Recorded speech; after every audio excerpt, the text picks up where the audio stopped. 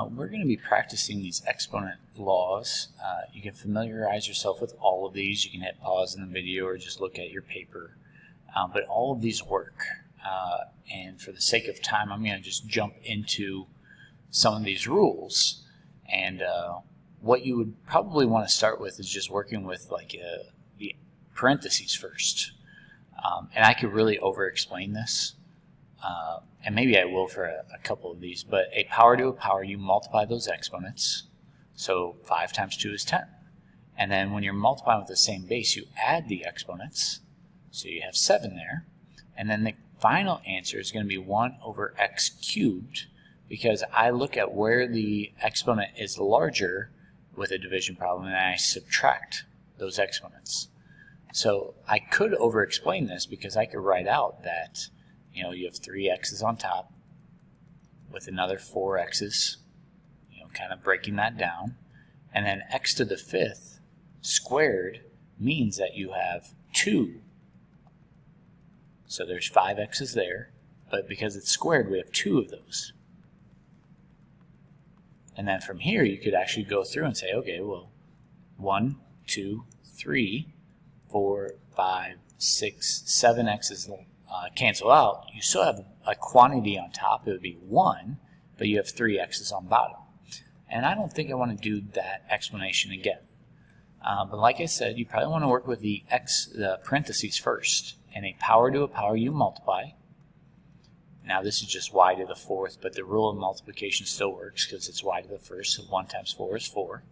And on bottom you have x to the 5th, y to the 7th. So as I'm looking at what my final answer will be, x's are bigger on top, and you subtract 8 minus 5 is 3. But the y's exponent is bigger on bottom, and 7 minus 4 is 3. And that's your correct answer. So in the next problem, what's a little bit different here, and you can actually do the problem the same way, but sometimes I'll actually have students, and I request that they do this, is if you have a negative exponent, you move it and change the sign. So a negative exponent goes to the top and becomes positive. The y to the 4th is fine, and then y on bottom. So now it makes a little bit more sense to me why it's a positive x to the 4th, y cubed after subtracting my exponents. Now if you wanted to go the other route where you still say negative 2 is bigger than negative 6, and negative 2 minus negative 6 is 4. So it still gives you the right answer. 4 minus 1 is still 3. Yeah, so you might learn this a little bit differently, which is totally fine. Power to a power, you multiply. Power to a power, you multiply. But I would take that extra step and move everything, because negative exponents get moved. X to the 4th, y to the 12th.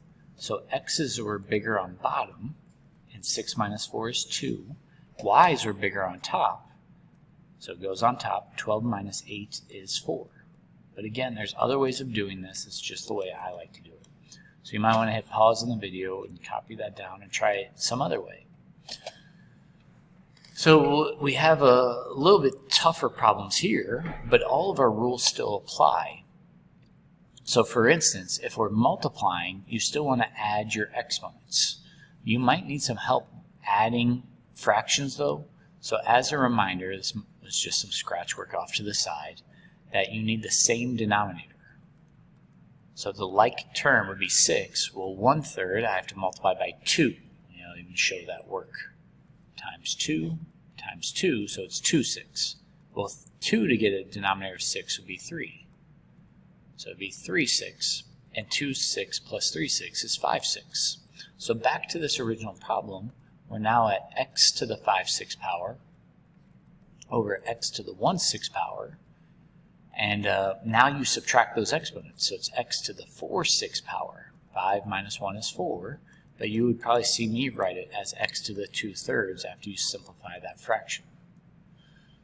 So very similar work as I move on to the next problem, because I would probably go ahead and think about a power to a power, you multiply. Now here you're adding the exponents, so maybe some scratch work. I'm doing 3 halves plus 3. Well, change 3 to have a denominator of 2. I hope you would agree that's 6 halves. is the same thing. So that would be x to the 9/2 power. So where is x larger? On bottom. Now there's still a quantity on top, so you have to put 1. And 9/2 minus 5/2 is 4/2. But 4 divided by 2 is 2. So just one more. Just think of this as a power to a power. So 4 cubed, that would be 64. And then at power to a power, you multiply those exponents, so the 3's are canceled. And then you have 32x to the 8th. Well, if I'm looking at that, I can do 64 divided by 32 is 2. That number goes in the numerator. And then as I look at my x's, it's larger on bottom. 8 minus 2 is 6. Right there. So again, feel free to pause and try these on your own, or jot down anything that you think might be useful. This next one, they want you to practice the radical expressions. So just a reminder on this first one, it's just pretty straightforward that the denominator is the index and then x to the 5th power. And if you're curious, this is the same thing as the cube root of x and sticking the 5th power on the outside. Those are acceptable answers. So why am I asking you to do this? Is because subtracting these exponents, as much practice as that is, that's good. It's also just as good to understand what kind of answer you're getting. So again, the like denominator would be 6. So just my scratch work of doing 3, 3, so 15, 6. Multiply this by 2 to get the denominator 6. What I end up with after subtracting the exponents is x to the 7/6 power, which means we're doing the 6th root of x to the 7th power. This next one I think is pretty straightforward. Just a reminder that you have a negative exponent, move it to the top and make it positive. And then it's the square root. You don't have to write an index for the square root of something cubed. But if you wanted to put an index there, you could, and that index would be 2. So just to make it a little bit, I don't know how much more difficult this is, but remember that that's x cubed over x to the 1/2 power. So you got to practice doing 3 minus 1/2. Well, I might encourage somebody to rewrite that as 6/2. So as you're subtracting, you switch back to red. Whoops.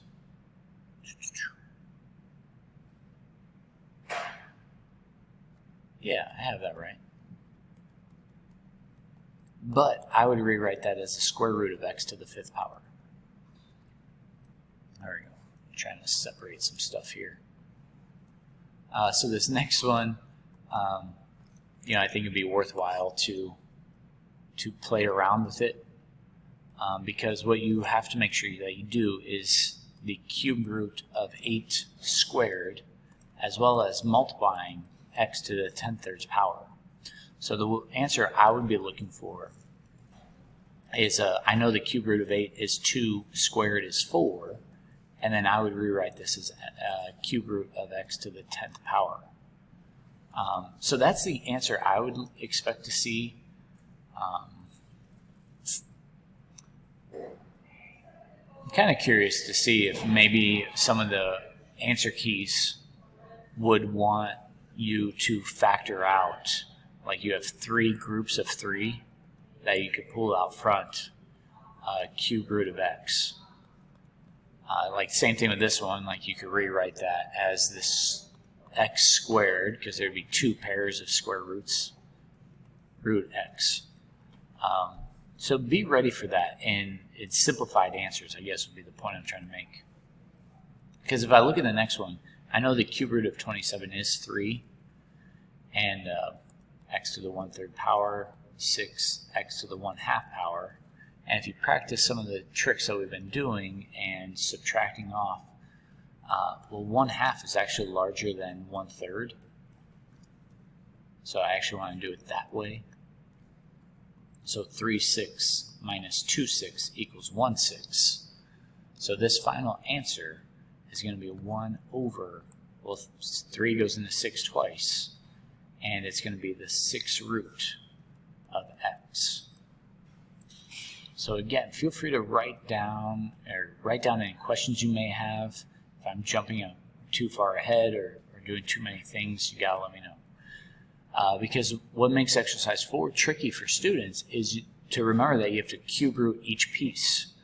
So for instance, you have to cube root 8, and you have to think about what the cube root of x to the 7th power actually means. So the cube root of 8 is 2, so that's not right, and that's not right. And a reminder that you rewrite with an index of 3 goes in the denominator as a rational exponent. So that's why option 2 was the correct answer. And then really the same thing on the next one. I would encourage students to think about it as 1 over the square root of 4 times the square root of x. So certainly have to have, square root of 4 is 2, but that 2 is in the denominator. So it's not that option.